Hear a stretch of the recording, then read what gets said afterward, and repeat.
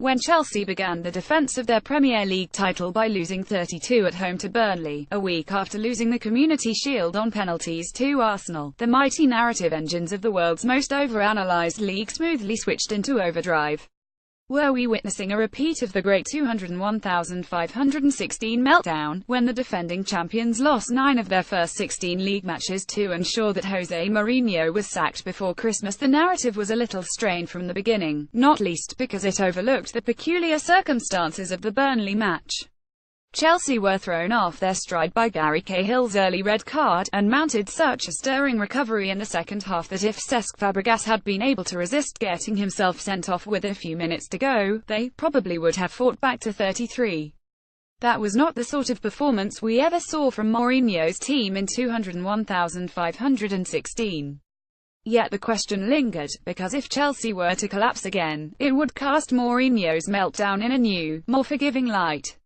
Was he perhaps not, as conventional wisdom would have it, the man chiefly responsible for what was then the worst title defence in Premier League history, but rather the victim of an essential design flaw in Roman Abramovich's club, a great coach betrayed by the incompetence of unaccountable administrators who failed to provide him with the tools he needed to do the job? This had always been Mourinho's line. I told the club which players I wanted in April, and those players never arrived, and there was evidence that something along these lines might have happened again this summer.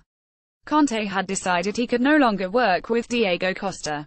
The centre-forward Chelsea originally wanted to sign to replace him, Romelu Lukaku, joined Manchester United, and while Alvaro Morata was an acceptable alternative for the striking position, nobody expected Nemanja Matic would be allowed to follow Lukaku to Old Trafford. Many were surprised by the alacrity with which the club were prepared to sell Matic, a player who won 2 league titles in 3 full seasons as a Chelsea first-teamer, to a direct rival. But this was not out of keeping with the way Chelsea under Abramovich did their business. They have never had any major objection to selling good players to rival clubs. In recent years they have sold Daniel Sturridge to Liverpool, Petr Cech to Arsenal, and Juan Mata to Manchester United. It's doubtful he really believes Matic is a top player, because when you compare him to many of the other midfielders Conte has managed, not but had the club undermined Conte by selling Matic against his wishes. The case that they had done so was buttressed by quotes from Conte describing Matic as a great loss and a top player, very important for our team. The Conte betrayed narrative gathered steam when Matic slotted seamlessly into the Manchester United team, playing the simple sweeping-up game with which he made his name at Chelsea. Surely Conte could never have sanctioned a move of such self-defeating stupidity. The alternative is that Conte's words about Matic were nothing more than Conte being polite.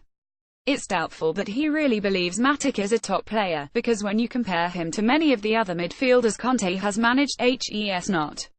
The Serb would not have got into Conte's Juventus team, where the midfield usually consisted of Andrea Pirlo, Claudio Marchisio, Arturo Vidal and a younger Paul Pogba.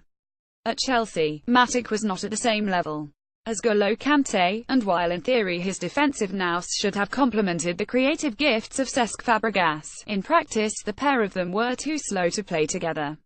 Matic is appreciated by Premier League fans because he is an uncomplicated footballer whose game is easy to understand. He knows his limits and concentrates on the parts of the game that he does well. The parts of the game he doesn't do well include anything requiring foot speed, and anything that happens in the opposing half. If you are looking for someone to sit in front of the defense and add security, Matic is your man. There were also runs and touches that Matic could never have produced. Bakayoko is raw, but he plainly has a higher ceiling than Matic. The key to understanding why Conte was prepared to let Matic join Manchester United is that the Chelsea coach was looking for more. He is not one of those managers who has one preferred way of playing that seldom changes. Last season, he famously turned Chelsea's season around by switching to a back three. Yesterday, against Tottenham, he found a creative solution to the problems posed by the suspensions of Cahill and Fabregas, moving David Luiz into midfield and using Willian off the striker. A manager who wants to be tactically flexible needs players who are tactically flexible. They ought to be able to do more than one thing well. Chelsea have replaced Matic with such a player in Timu Bakayoko, whose debut against Spurs included some silly mistakes that the more experienced Matic probably would not have made, notably the foul on Dele Alli with which he conceded the free kick from which Tottenham scored their equaliser. But there were also runs and touches that Matic could never have produced. Bakayoko is raw, but he plainly has a higher ceiling than Matic, and Conte's job as a coach is to help him to get there. Conte's ecstatic reaction to Alonso's late winner at Wembley told you a lot. The Italian might not be at Chelsea this time next year, no manager lasts very long there. But as long as he is there, he cares intensely about winning every match, and with such a demanding figure setting the tone, it's hard to imagine the players slacking far off the pace.